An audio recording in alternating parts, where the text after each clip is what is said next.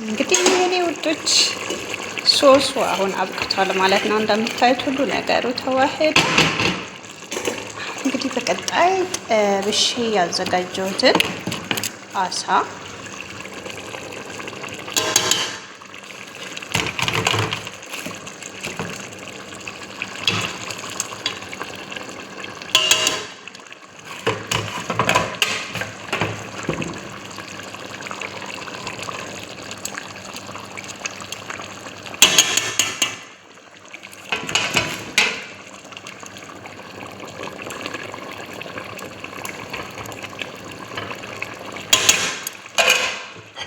እዚህ ጋር ደግሞ ከዝብረ ወይም ደግሞ የድንብላል ቅጠል ከትፌ አዘጋጅቻለሁ።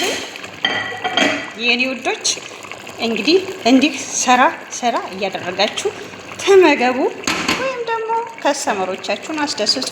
ወዳችኋለሁ። ውድ ተመልካቾቻችን የዩቲዩብ ቤተሰቦች እንደምታዩት ቁሌቱ በደንብ አድርጎ ተቁላልቷል። እንደምታዩት ነው እንግዲህ አቤት ሽታው በስማም ሲማርክ። እዚህ ጋር ደግሞ እንግዲህ አሳው እንደምታዩት በዚህ አይነት መልኩ ይሄው እየጠበስኩኝ ነው ማለት ነው። ሩዜ እዚህ ጋር ተዘጋጅታለች። አሁን ይሄ ደግሞ ባዜላ ወይም ዱቤ ሽምብራና አተር በኛ የምንለው አረንጓዴው ጨምረዋለሁ ማለት ነው። ቅመም በዚህ በነገራችን ላይ ቅመም እንዳስፈላጊነቱ እንደ ቤታችሁ ነው። እኔ እዚህ ጋር ቅመም አልተጠቀምኩም። ከነጭ ሽንኩርትና ከዝንጅብል ወይም ከአረንጓዴ ቃሪያ ከካሪ ውጪ ሌላ ቅመም አልተጠቀምኩም። ለምን?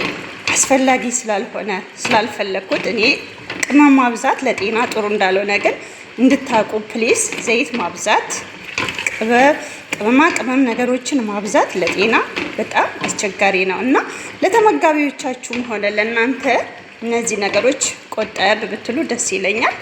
ይሄ አሁን አያችሁት በጣም ደስ የሚል ሽታው ራሱ ለየት ያለ ነው። ምንም አይነት ቅመም ሳላበዛ ማለት ነው። ከዛስ ምን አደርጋለሁኝ እዚህ ጋር ሮብ ወይም ደግሞ ትንሽ እርጎ የጨመርኩት አለ። ያዘጋጀሁትን እጨምራለሁ ማለት ነው። ይሄ በጣም አስፈላጊ ነው። ሮብ ወይም ደግሞ ቤታችሁ ውስጥ ያገኛችሁትን ማንኛውም እርጎ በትንሹ ሳታበዙ ይሄ ለስለስ ያደርገዋል። ለምን? እዚህ ጋር የሚያቃጥል ቃሪያ ጨምሬያለሁኝ። ካሪው ራሱ የሆነ የማቃጠል ቴስት አለው። ስለዚህ ለስለስ ያደርገዋል። እናም ደግሞ ጣዕሙ ትንሽ ለየት ያደርገዋል ማለት ነው። ስለዚህ እኔ ውዶች ሁላችሁም በየቤታችሁ እንደዚህ አይነት ለየት ያሉ ነገሮች ሰርታችሁ ለመመገብ ዝግጁ ሆኖ፣ ምክንያቱም ጤናማ ትሆናላችሁ። ቤት ውስጥ ተዘጋጅቶ የሚመገቡት ምግቦች በጣም አስፈላጊ ስለሆኑ እንግዲህ እንወዳችኋለን። እናንተም በየቤታችሁ ሰርታችሁ እንድትመገቡ የዘወትር ምክሬ ነው። ታዲያ ሰብስክራይብ ስታደርጉ የደወል ምልክቱን ማብራትና ላይክ፣ ኮሜንት ሀሳብ አስተያየታችሁን ማስቀመጥ እንዳትረሱ።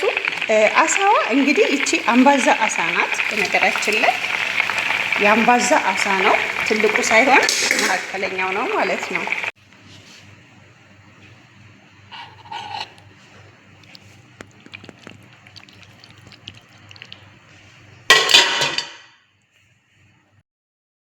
ጤና ይስጥልኝ።